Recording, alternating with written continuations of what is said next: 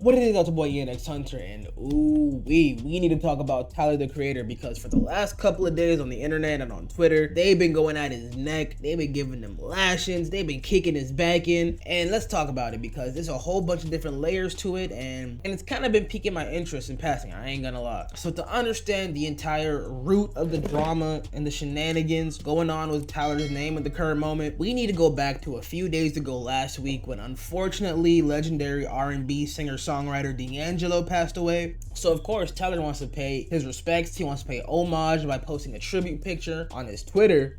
But from what I could tell, because I didn't see the post immediately as it went up and what the replies were, it was a lot of his white fans, a lot of his Caucasian fans, a lot of his non-black fans asking for new music, new album, just being completely disrespectful, disregarding the death of D'Angelo.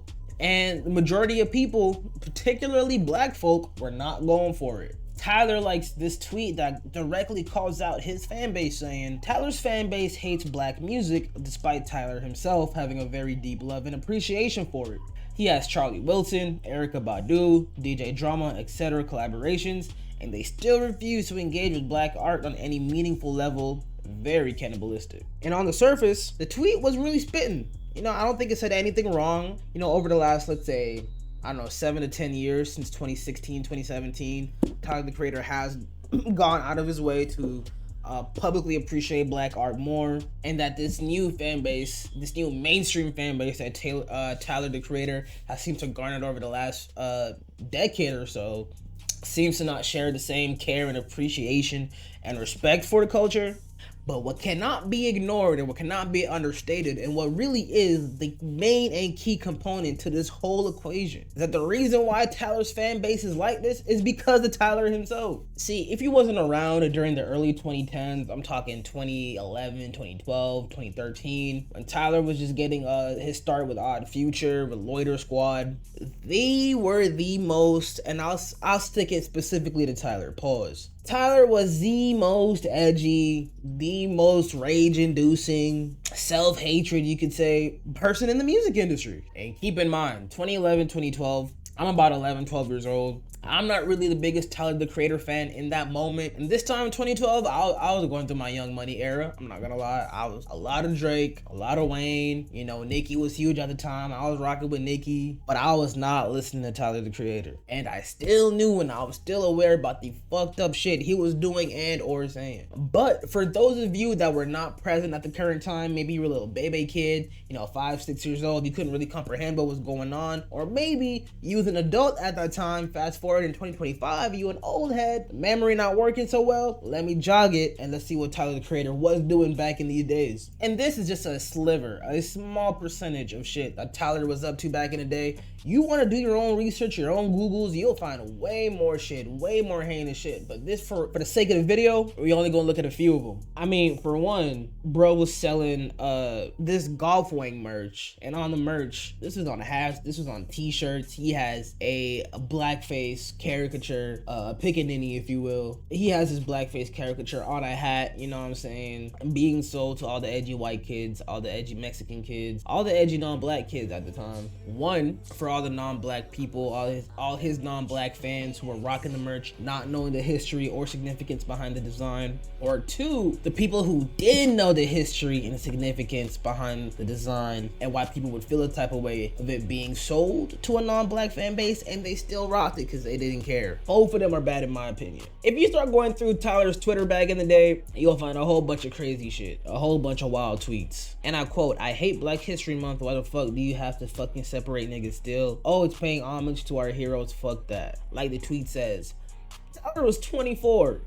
Bro was my age saying this. And black people are currently mad right now, but in 2 weeks, we'll be over it because they really don't care. Cool hashtag though, right? Now you notice the date, August 18th, 2014. You look that date up, or that weekend, that sequence of dates, it coincides with the 2014 protests in retaliation for the murder of Michael Brown. And it wasn't just enough that Tyler was like this online or in his music or in his merch, but whenever Buddy made it to a mainstream stage, to national TV or to radio, so to say, he would keep that same energy for better or for worse. Do you use the N-word? Yes. Now, that's an offensive word to To some people. To many people. And in what terms do you use it?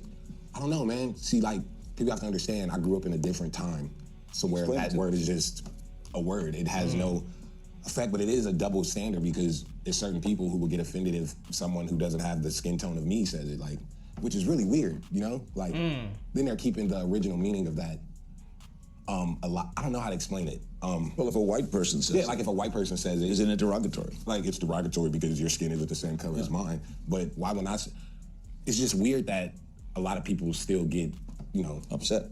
with that. And it's like, I don't know. It's weird that people get upset being called a slur, a racial slur at that.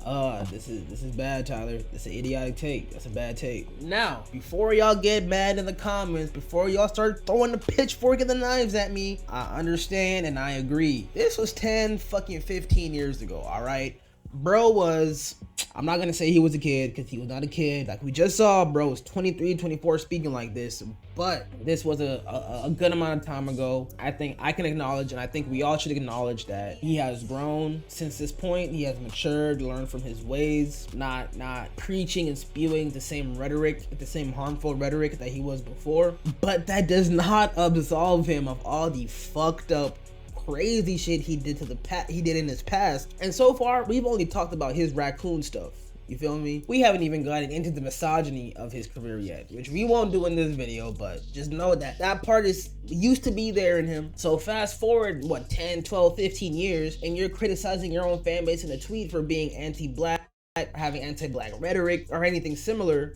Yeah, nigga, you're the reason why. You are the sole reason why. So you can see and understand where people are coming from when they say it's hypocritical for you to criticize your fan base of being so anti-black and not being accepting of black culture when this is the fan base that you cultivated. Even if that's not the fan base that you're trying to cultivate now or trying to have around you now. When you start the base of your career, the literal foundation of it, and what gave you your name for such a long time in hip hop is you being this edgy wild child who doesn't listen to the rules and does everything the opposite of what other people do. Yeah, that shit's gonna stick with you forever, even through the rebrand, even through the Flower Boy transition, the Igor transition, all the other album transitions. That first initial Tyler the Creator, you only have one chance at a first impression. That was a lot of people's first impressions of you, and then that's what's gonna stick in their brains a lot of the time. No, I am not saying that Tyler the Creator needs to be canceled for what he did in the past.